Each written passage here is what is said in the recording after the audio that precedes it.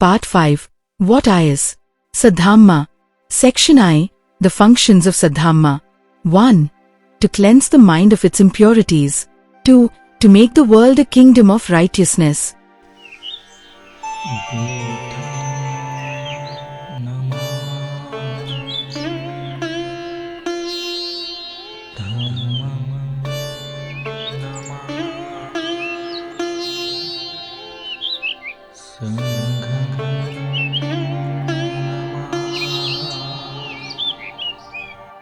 One. To cleanse the mind of its impurities.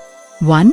Once when the blessed Lord was residing at Shravasti, Prasenjit, the king of the Koslas, came to the place where he was staying and descending from his chariot, approached the teacher with the deepest reverence. 2.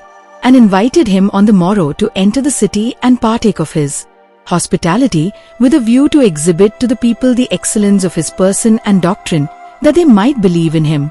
3. The Buddha, having consented, on the morrow entered the city with all his disciples, and having passed through the 4 cross streets of the town, he came to the place appointed and sat down. 4. After finishing the meal, he began, on the request of the king, to preach in the midst of the 4 highways, whilst his auditors were very many. 5. At this time there were 2 merchants listening to him. 6. One of them reflected, what excellent wisdom on the part of the king to have such doctrines as these publicly preached. How wide their application, how searching their character. 7. The other reflected thus, what folly is this on the part of the king, bringing this man here to preach. 8. Like the calf that follows the cow, here and there, fastened to a vehicle she draws, by eating as it goes, so is this Buddha following the king. The 2 merchants having departed from the city came to an inn, where they put up. 9. In taking some wine the good merchant was restrained and protected by the 4 guardian spirits that watch over the world. 10. The other on the contrary was incited by an evil spirit to drink on, till he was overpowered by sleep, and lay down in the road near the inn. 11. Early in the morning, the merchant's wagons leaving the place, the drivers not perceiving the man lying in the road, crushed him to death by the wagon wheels. 12. The other merchant, having come to a distant country, was selected by the genuflection of a sacred horse to succeed the king, and he accordingly was appointed to the throne. 13. After this, considering the strange turn events had taken, he returned and invited the Buddha to visit him and preach to his people. 14. On which occasion the world-honored one declared the reason of the death of the evil-minded merchant and the prosperity of him who thought wisely, and then added these lines. 15. The mind is the origin of all this is, the mind is the master, the mind is the cause. 16. If in the midst of the mind there are evil thoughts, then the words are evil, the deeds are evil, and the sorrow which results from sin follows that man, as the chariot wheel follows him, or it, who draws it. 17. The mind is the origin of all that is, it is the mind that commands, it is the mind that contrives. 18. If in the mind there are good thoughts, then the words are good and the deeds good, and the happiness which results from such conduct follows that man, as the shadow accompanies the substance. 19. On hearing these words, the king and his ministers, with countless others, were converted and became disciples. 2. To make the world a kingdom of righteousness. 1. What is the purpose of religion? 2. Different religions have given different answers. 3. To make men seek after God and to teach him the importance of saving his soul is the commonest answer one gets to this question. 4. Most religions speak of 3 kingdoms. 5. One is called the kingdom of heaven. The second is called the kingdom of earth and the third is called the kingdom of hell. 6. This kingdom of heaven is said to be ruled by God. The kingdom of hell is described to be a place where the supremacy of the evil one is undisputed. The kingdom of earth is a disputed field. It is not under the dominance of the evil one. At the same time, God's sovereignty does not extend to it. It is hoped that one day it will. 7. In some religions, the kingdom of heaven is said to be a kingdom in which righteousness prevails, no doubt, because it is directly ruled by God. 8. In other religions, the kingdom of heaven is not on earth. It is another name for heaven. It can be reached by one who believes in God and His prophet. When he reaches heaven, all the carnal pleasures of life are placed within the reach of all those who are faithful. 9. All religions preach that to reach this kingdom of heaven should be the aim of man, and how to reach it is the end of all. 10. To the question, what is the purpose of religion? The Buddha's answer is very different. 11. He did not tell people that their aim in life should be to reach some imaginary heaven. The kingdom of righteousness lies on earth and is to be reached by man by righteous conduct. 12. What he did was to tell people that to remove their misery, each one must learn to be righteous in his conduct in relation to others, and thereby make the earth the kingdom of righteousness. 13. It is this which distinguishes his religion from all other religions. 14. His religion emphasizes Patsila, the Ashtanga Marga and the Parmitas. 15. Why did the Buddha make them the basis of his religion? Because they constitute a way of life which alone can make man righteous. 16. Man's misery is the result of man's iniquity to man. 17. Only righteousness can remove this iniquity and the resultant misery. 18. That is why he said that religion must not only preach but must inculcate upon the mind of man the supreme necessity for being righteous in his conduct. 19. For the purpose of inculcating righteousness, religion, he said, had certain other functions to undertake. 20. Religion must teach man to know what is right and to follow what is right. 21. Religion must teach man to know what is wrong and not to follow what is wrong. 22. Besides these purposes of religion, he emphasized two other purposes which he regarded as of supreme importance. 23. The first is training of man's instincts and dispositions as distinguished from offering prayers or performing observances or doing sacrifices. 24. This the Buddha has made clear in his exposition of Jainism in the Devdaha Sutta. 25. What Mahavir, the founder of Jainism, affirmed was that whatsoever the individual experiences, be it pleasant or unpleasant, all comes from acts done in former births. 26. That being so, by expiration and purge of former misdeeds and by not committing fresh misdeeds, times nothing accrues for the future. As nothing accrues for the future, the misdeeds die away. As misdeeds die away, misery dies away. As misery dies away, feelings die away. And as feelings die away, all misery will wear out and pass. 27. This is what Jainism affirmed. 28. On this the Buddha asked this question. Do you know that, here and now, wrong dispositions have been got rid of and right dispositions acquired? 29. The answer was, no. 30. What is the use, asked the Buddha, of a purge for former misdeeds? What is the use of not committing fresh misdeeds, if there is no training of the mind to turn bad disposition into good disposition? 31. This was in his opinion a very serious defect in religion. A good disposition is the only permanent foundation of and guarantee of permanent goodness. 32. That is why the Buddha gave the first place to the training of the mind, which is the same as the training of a man's disposition. 33. The second thing to which he gave great importance is courage to stand by what is right even if one is alone. 34. In the Sallekha Sutta, the Buddha has emphasized this point. 35. This is what he has said. 36. You are to expunge by resolving that, though others may be harmful, you will be harmless. 37. That though others may kill, you will never kill. 38. That though others may steal, you will not. 39. That though others may not lead the higher life, you will. 40. That though others may lie, traduce, denounce, or prattle, you will not. 41. That though others may be covetous, you will covet not. 42. That though others may be malignant, you will not be malignant. 43. that though others may be given over to wrong views, wrong aims, wrong speech, wrong actions, and wrong concentration, you must follow the Noble Eightfold Path in right outlook, right aims, right speech, right actions, right mode of livelihood, right effort, right mindfulness and right concentration. 44.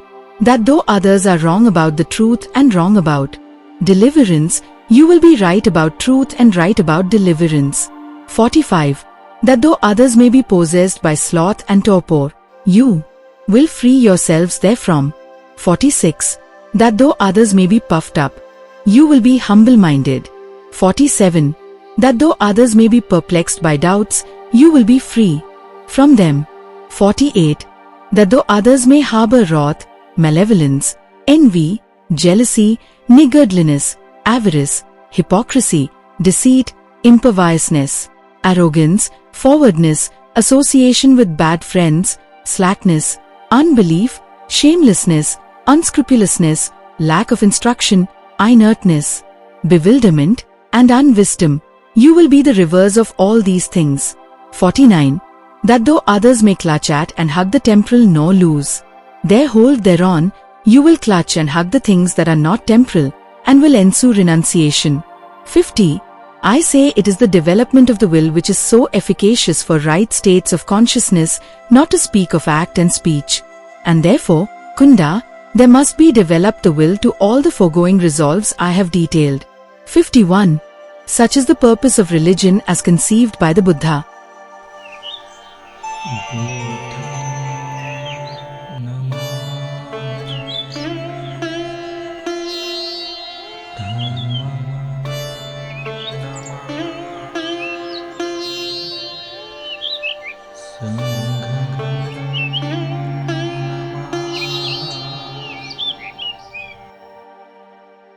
Section 2. Dhamma to be Saddhamma must promote. Pradnya. 1. Dhamma is Saddhamma when it makes learning open to all. 1. The Brahmanic doctrine was that acquisition of knowledge cannot be thrown open to all. It must necessarily be limited to a few. 2.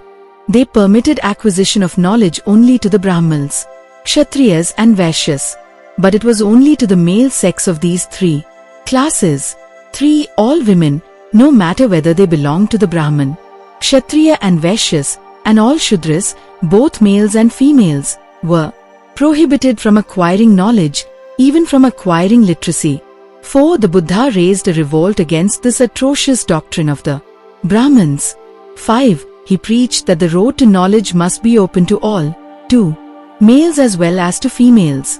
6. Many Brahmins tried to controvert his views. His controversy with the Brahman Lohika throws great light on his views.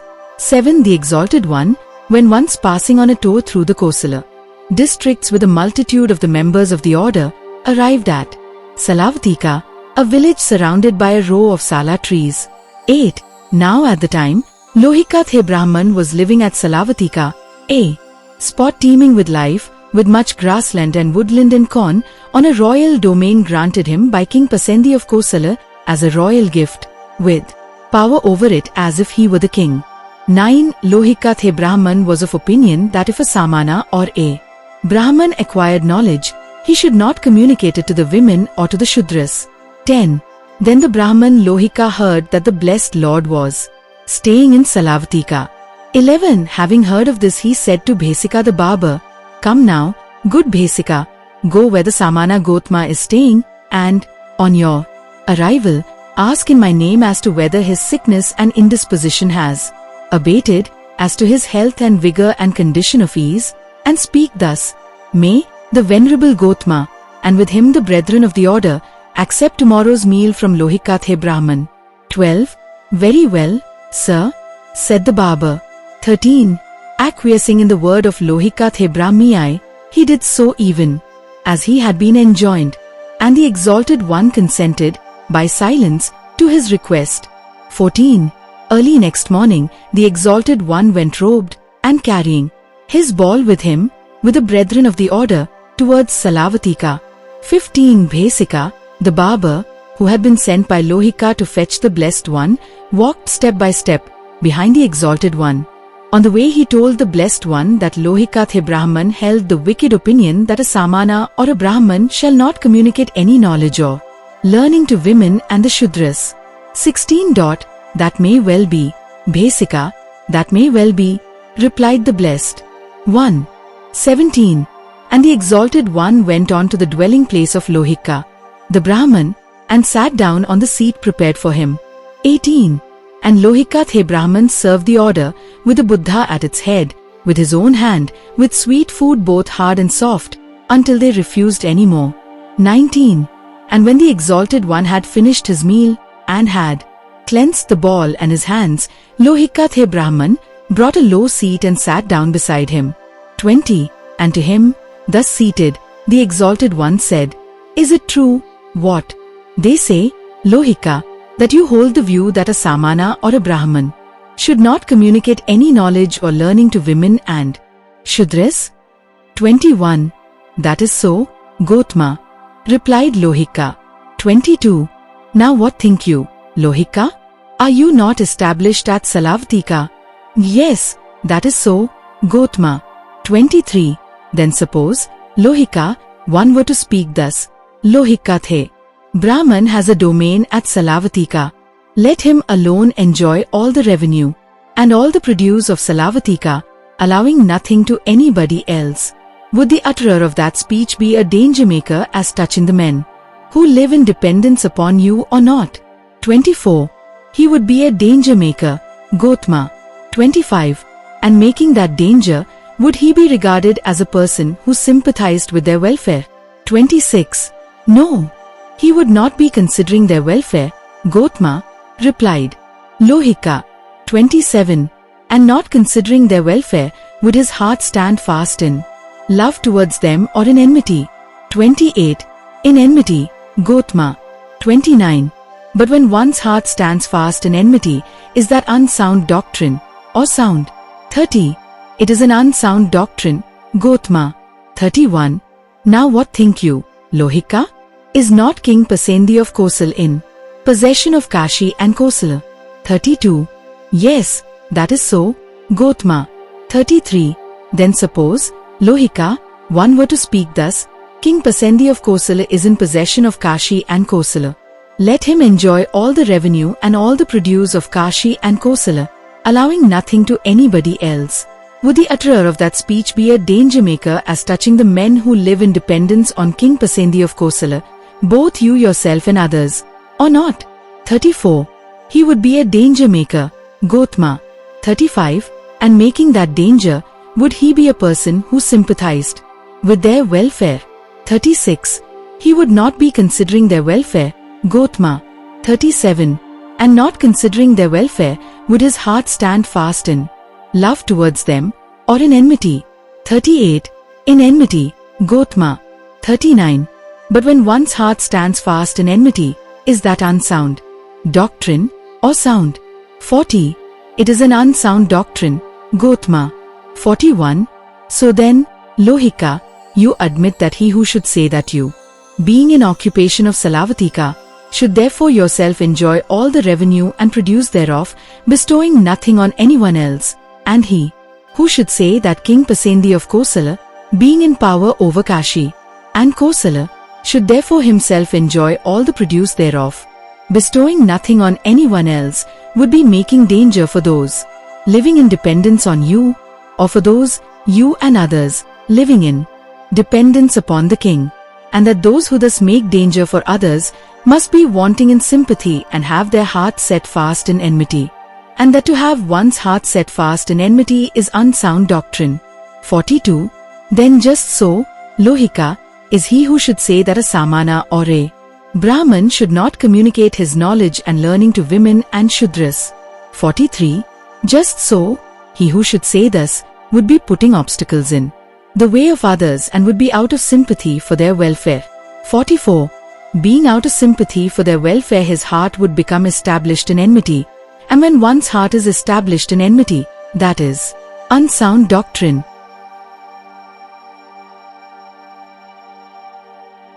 2. Dhamma is Saddhamma when it teaches that mere learning is not enough.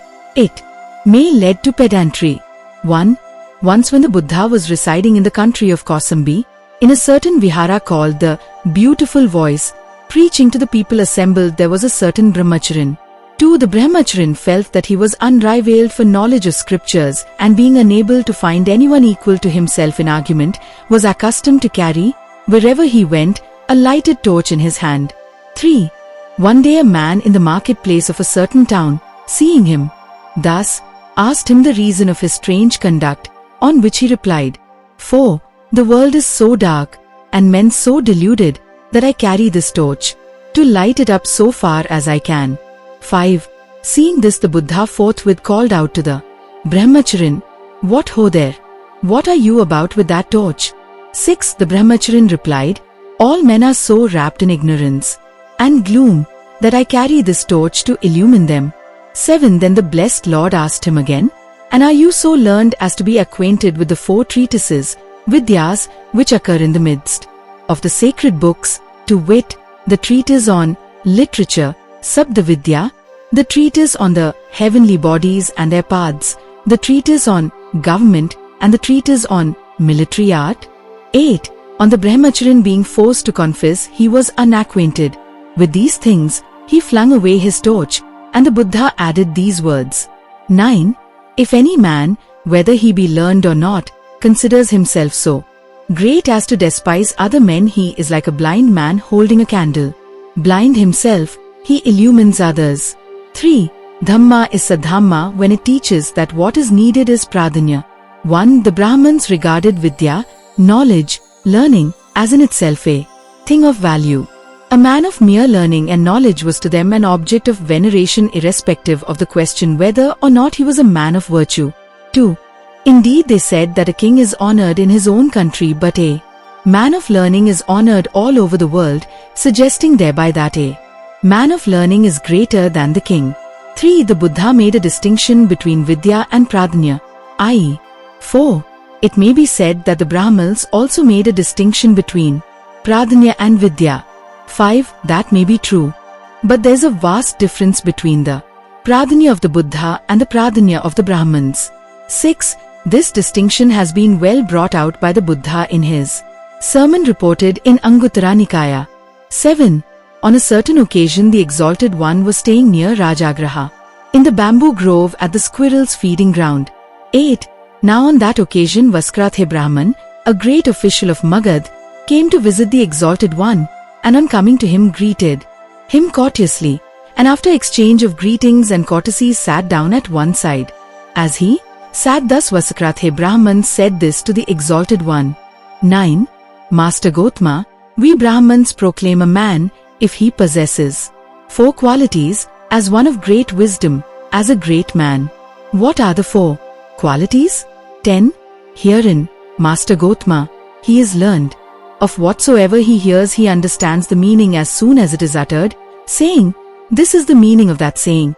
Moreover, he has a good memory, he can remember and recall a thing done long ago, and said long ago. 11.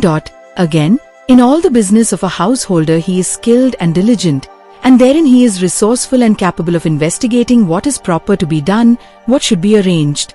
12. Now, Master Gotama, if a man possesses these qualities, we proclaim him as one of great wisdom, as a great man. If the worthy Gotama thinks me worthy of commendation herein, let him commend me. On the contrary, if he thinks me blameworthy, let him blame me therefore. 13. Well, Brahman, I neither commend you nor blame you herein. I myself proclaim a man to be one of great wisdom, if he possesses the following 4 qualities which are quite different from those mentioned by you. 14. Herein, Brahman, we have a man given to the welfare of many folk, to the happiness of many folk.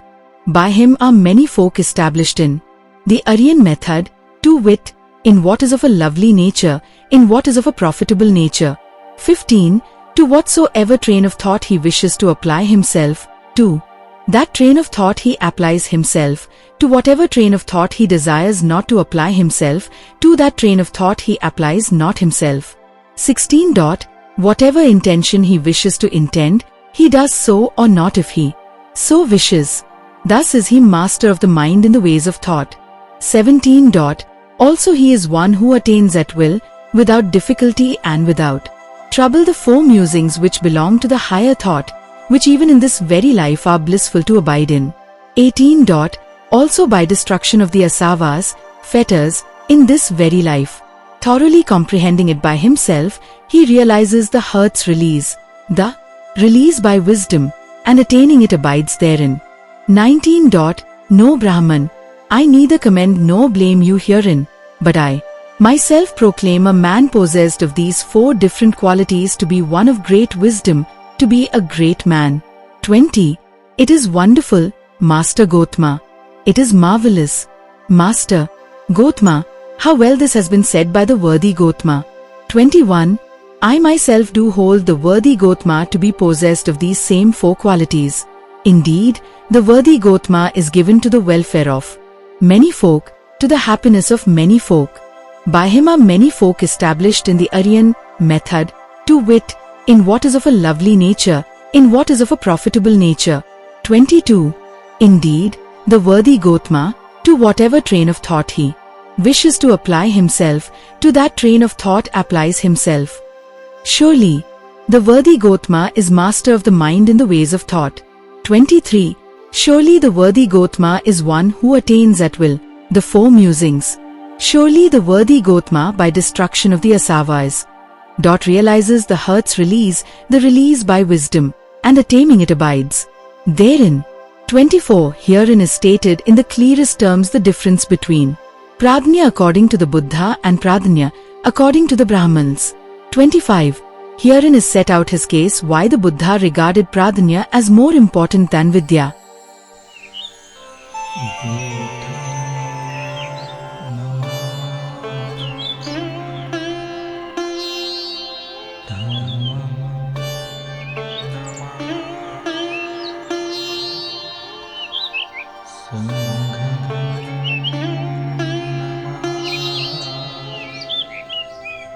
Section 3. Dhamma to be Saddhamma must promote Maitri. 1. Dhamma is Saddhamma only when it teaches that mere Pradnya is not enough, it must be accompanied by Sila. 1. Pradnya is necessary, but Sila is more necessary. Pradnya without Sila is dangerous. 2. Mere Pradnya is dangerous. 3. Pradnya is like a sword in the hand of a man. 4. In the hand of a man with Sila it may be used for saving a man with danger. 5. But in the hand of a man without Sila it may be used for murder.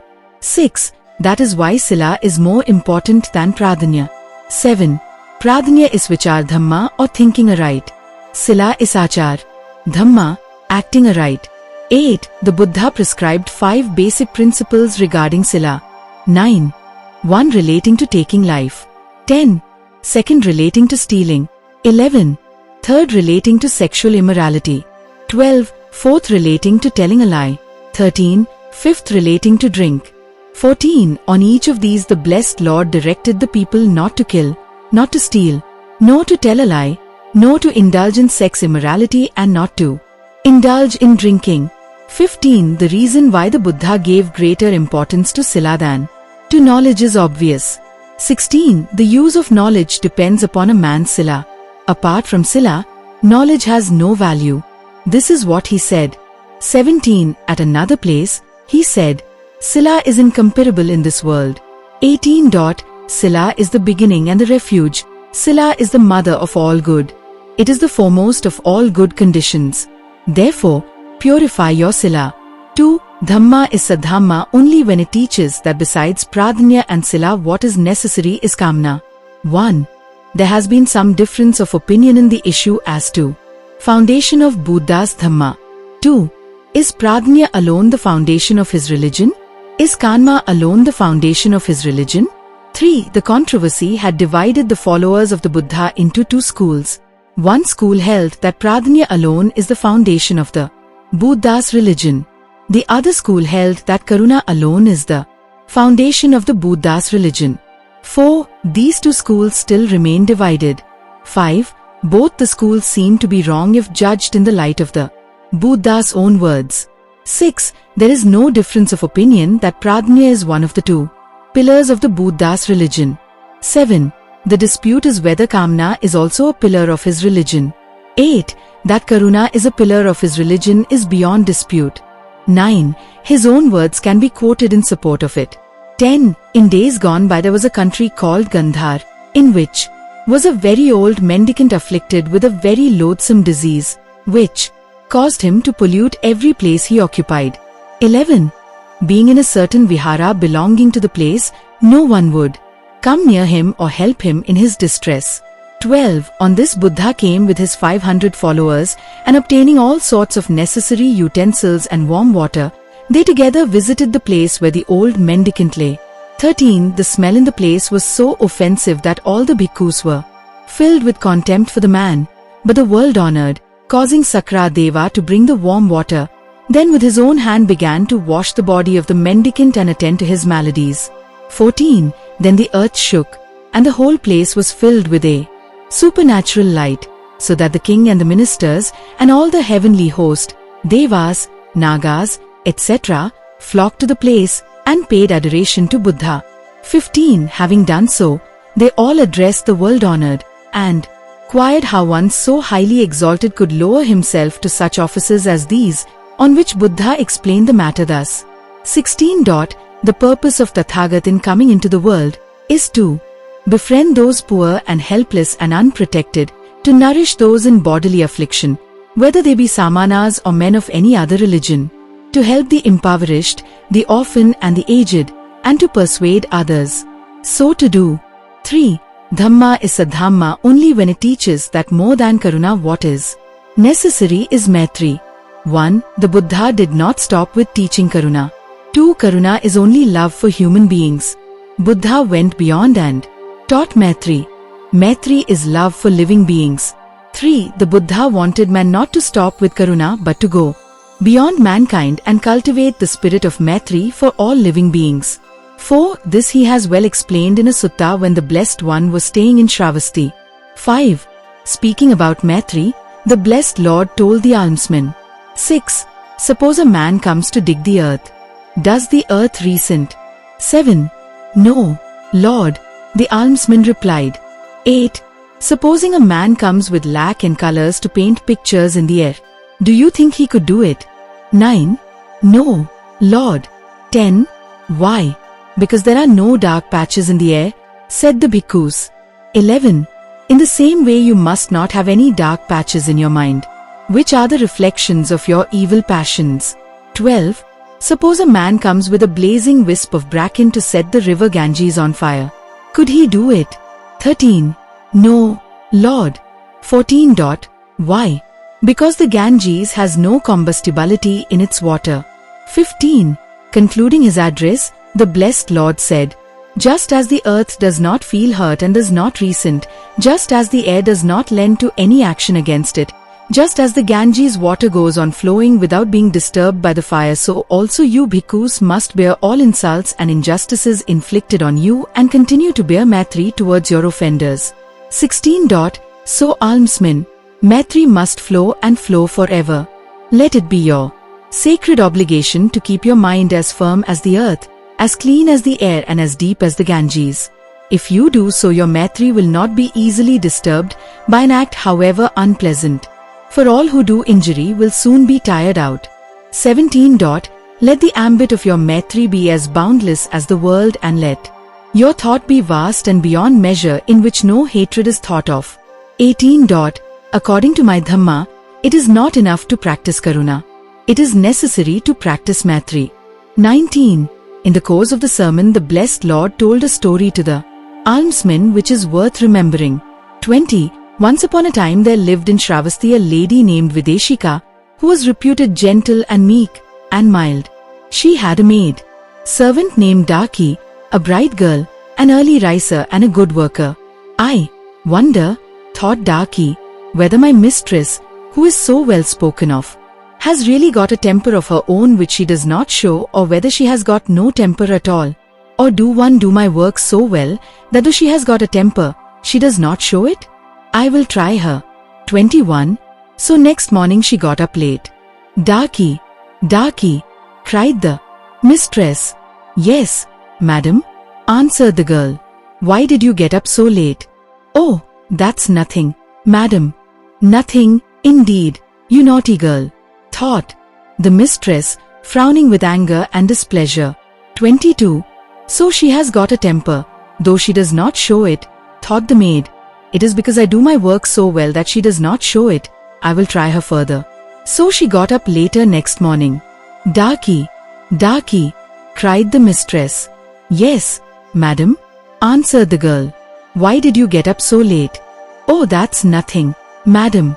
Nothing, indeed, you naughty girl, exclaimed the mistress, giving vent in words to her anger and displeasure. 23. Yes, thought the maid, she has got a temper though she does not show it because I do my work so well. I will try her yet further. So next morning she got up later still. Darky, darky, cried her mistress. Yes, madam, answered the girl. Why did you get up so late? Oh, that's nothing, madam. 24. Nothing indeed, you naughty girl, to get up so late, exclaimed the mistress, and in her anger and displeasure she picked up the linchpin and struck the girl on the head with it, drawing blood. 25. With her broken head streaming with blood, Darky roused the neighborhood with shrieks. See, lady, what the gentle one has done.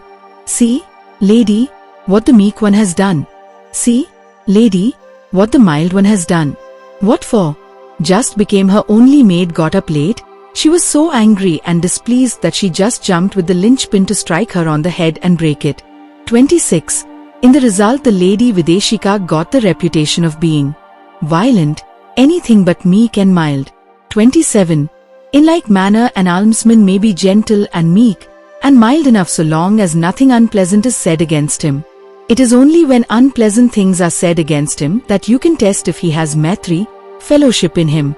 28. Then he added, I do not call an almsman charged with the spirit of Maitri if he shows it only to get clothes and food. Him only do I recognize as a true almsman whose Maitri springs from the doctrine. 29. None of the means employed to acquire religious merit, O monks, has a 16th part of the value of loving kindness. Loving kindness, which is freedom of heart, absorbs them all. It glows, it shines, it blazes forth. 30. And in the same way, 0 monks, as the light of all the stars has not a 16th part of the value of the moonlight, but the moonlight absorbs it and glows and shines and blazes forth.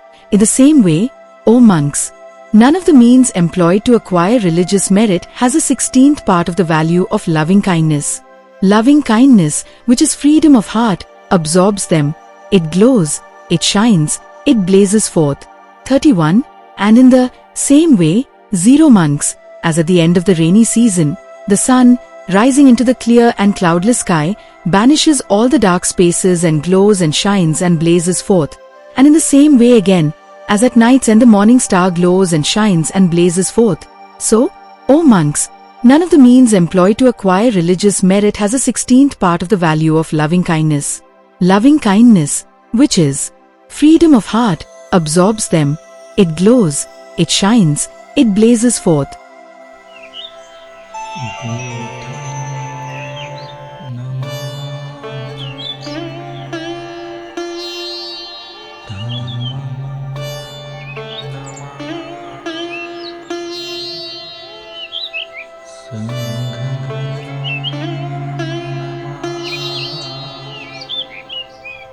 Section 4.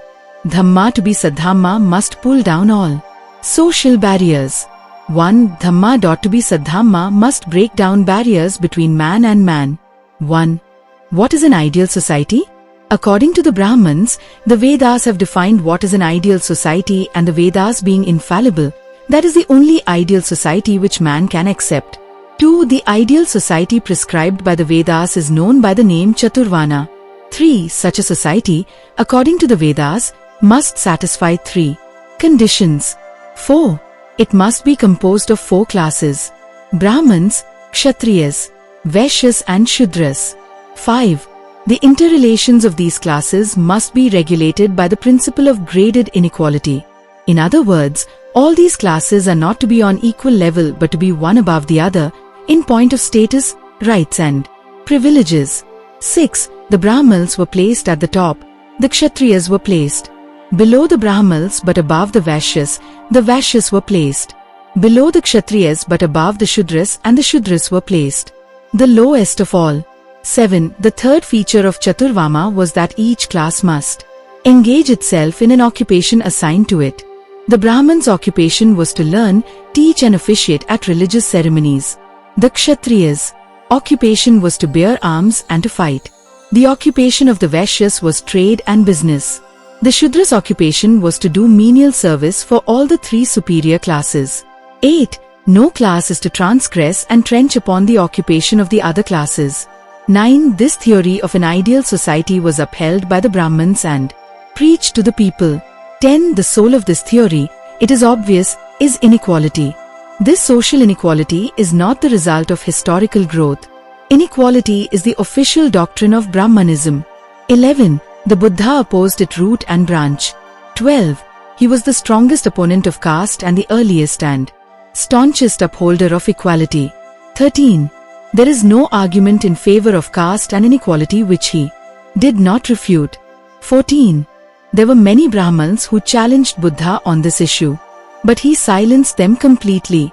15. The story is told in the Aslayana Sutta that once the Brahmins persuaded one of them, by name Aslayana, to go to the Buddha and controvert his views against caste and inequality. 16. Aslayana went to the Buddha and placed before him the case in favor of the superiority of the Brahmins. 17. He said, Brahmins maintain, Gotama, that only Brahmins form the superior class, all other classes being inferior, that only Brahmins form the white class, all other classes being black fellows, that purity resides in Brahmins alone and not in non-Brahmins, and that only Brahmins are a Brahma's legitimate sons, born from his mouth, offspring of his, creations of his, and his heirs. What does Gotama say hereon? 18. The Buddha's answers simply pulverized Aslayana. 19. The Buddha said, Aslayana, are not the Brahman wives of Brahmins known to have their periods, and to conceive, and to lie and give birth? Notwithstanding this, do Brahmins really maintain all what you have said, though they are themselves born of women like everybody else? 20. Aslayana gave no answer. 21. The Buddha went further and asked Aslayana another question. 22. Suppose, Aslayana, a young noble consorts with a Brahman maiden, what would be the issue? Will it be an animal or human being? 23. Again Aslayana gave no answer. 24. As to the possibility of moral development, is it only a Brahman, and not a man of the other three classes, who in this country can develop in his heart the love that knows no hate or ill will? 25. No. All four classes can do it, replied Aslayana. 26. Aslayana, have you ever heard, asked the Buddha, that in the Yona and Cambodia countries and in other adjacent countries there are only two classes, namely, masters and slaves, and that a master can become a slave and vice versa? 27. Yes, I have heard so, replied Aslayana. 28. If your Chaturvaran is an ideal society, why is it not universal? 29. On none of these points was Aslayana able to defend his theory of caste and inequality. He was completely silenced. He ended by becoming a disciple of the Buddha. 30. A Brahman by name Vasettha had embraced the religion of the blessed Lord. The Brahmins used to abuse him for his conversion. 31. One day he went to Buddha and disclosed to him what the Brahmins said of him. 32. Then Vasettha said, The Brahmins, Lord, say thus, only a Brahman is of the best social grade, other grades are low. Only a Brahman is of a clear complexion, other complexions are swarthy. Only Brahmins are of pure breed, not they that are not of the Brahmins. Only Brahmins are genuine children of Brahma, born of his mouth, offspring of Brahma, created by Brahma, heirs of Brahma. 33. As for you, you have renounced the best rank and have gone over to that low class, to the shaven recluses, to vulgar rich, to them of swarthy skins, to the foot-born descendants. Such a course is not good, such a course is not proper. Even this, that you, having forsaken that upper class should associate with an inferior class, to wit, with shavelings, fair folks, menials, swarthy of skin, the offspring of our kinsmen's heels. 34. In these terms, Lord, do the Brahmins blame and revile me with characteristic abuse, copious, not at all stinted. 35. Surely, Vasettha, said the Buddha, the Brahmins have quite forgotten the ancient law when they say so.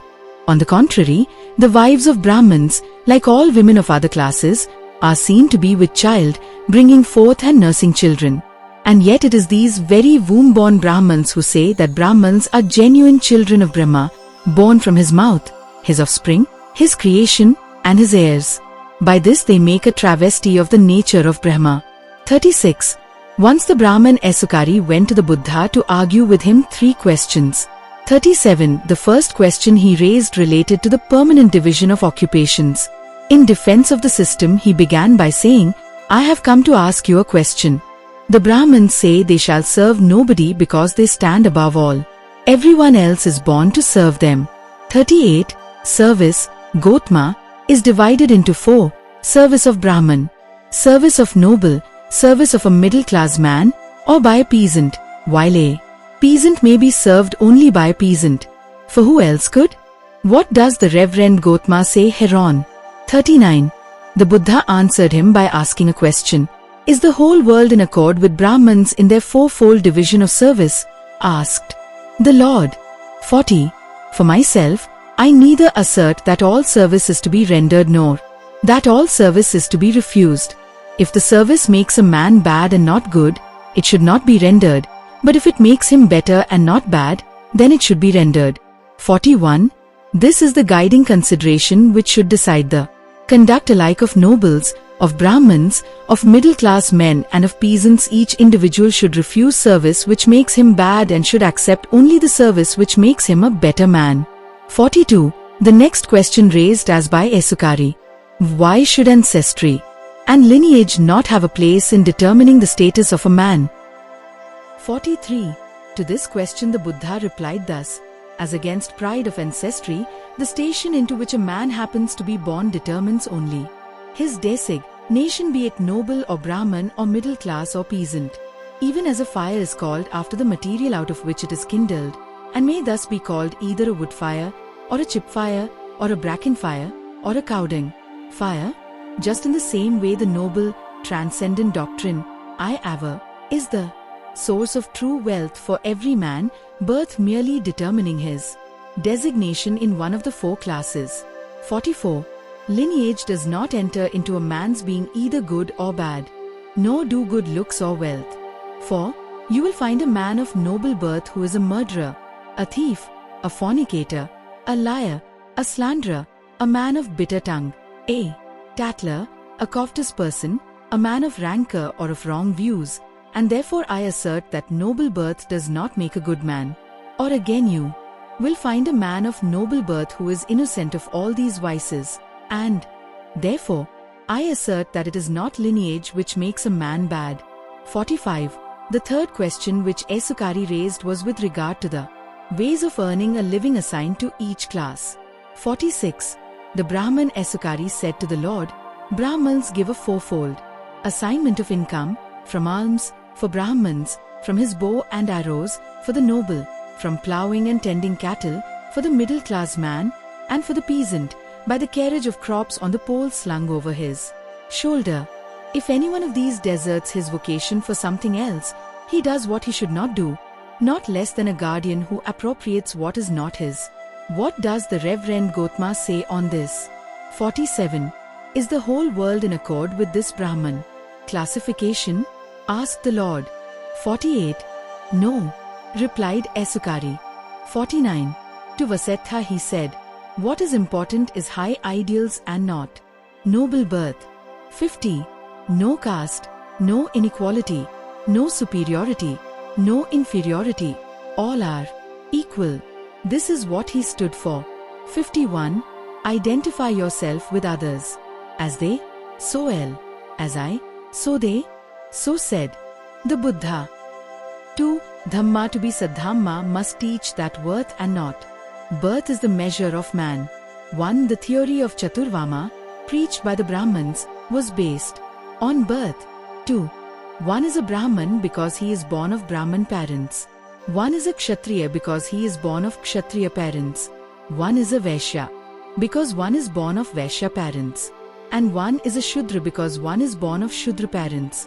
3. The worth of a man according to the Brahmins was based on birth and on nothing else. 4. This theory was as repulsive to the Buddha as was the theory of Chaturvana. 5. His doctrine was just the opposite of the doctrine of the Brahmins. It was his doctrine that worth and not birth was the measure of man. 6. The occasion on which the Buddha propounded his doctrine has its own peculiar interest. 7. Once the Blessed One was staying in Anath Pindika's ashram. One day in the forenoon he took his begging bowl and entered Shravasti for alms. 8. At that time a sacrificial fire was burning and an offering was prepared. Then the Blessed One, going for alms from house to house in Shravasti, approached the house of the Brahman Agika. 9. The Brahman, seeing the Blessed One coming at a distance, became angry and said, "Stay there, zero shaveling. There, stay, ye wretched monk. Stay there, ye miserable outcast." 10. When he spoke thus, the Blessed One addressed him as follows: "Do you know, zero Brahman, who an outcast is, or the things that make a person an outcast?" 11. No, Gotama, I do not know who an outcast is. Nor indeed do I know what things make a man an outcast. 12. The Lord pleaded that nothing would be lost in knowing who is an outcast. Now that you insist on my knowing it, the Brahman Agika said, "Well, go on and explain." 13. The Brahman having responded, the Blessed One speak as follows. 14. The man who is irritable, rancorous, vicious, detractive, perverted in views, and deceitful, know ye that he is an outcast. 15. Whosoever in this world harms living beings once born or twice born, in whom there is no compassion for living beings, know ye that he is an outcast. 16. Whosoever destroys and besieges villages and hamlets, and is known as an oppressor, know ye that he is an outcast. 17. Whether in the village or in the forest, whosoever appropriates by theft what belongs to others, or what is not given, know ye that he is an outcast. 18. Whosoever, having really taken a debt, flees, when pressed, saying, "There is no debt to you," know ye that he is an outcast. 19. Whosoever, desiring some trifle, kills a man going alone on the road, and pillages him, know ye that he is an outcast. 20. Whosoever for his own sake, or for the sake of others, or for the sake of wealth, utters lies when asked as a witness, know ye that he is an outcast. 21. Whosoever by force or with consent is seen transgressing with the wives of relatives or friends, know ye that he is an outcast. 22.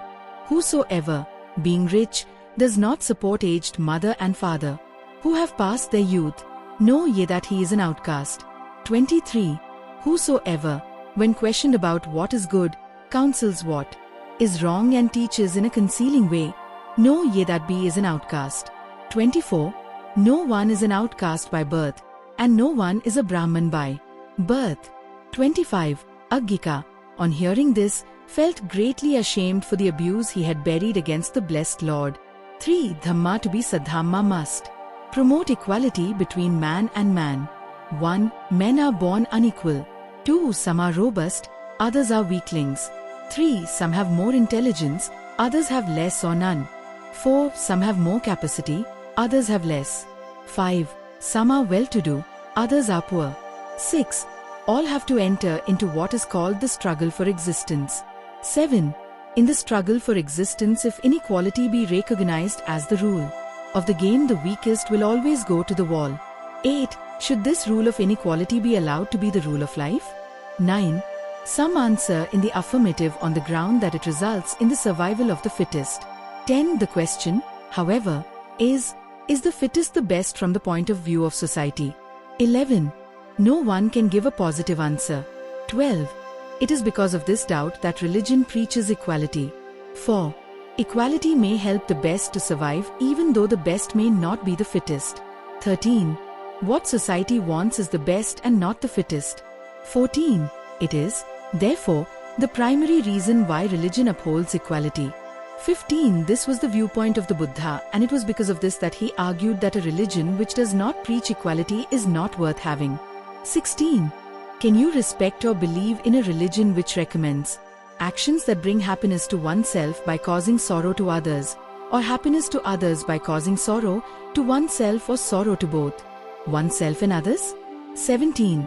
Is not that a better religion which promotes the happiness of others simultaneously with the happiness of oneself and tolerates no oppression? 18. These were some of the most pertinent questions which he asked the Brahmins who opposed equality. 19. The religion of the Buddha is perfect justice springing from a man's own meritorious disposition. Bhavatu sabba mangala. Sadhu, sadhu, sadhu, sadhu, sadhu.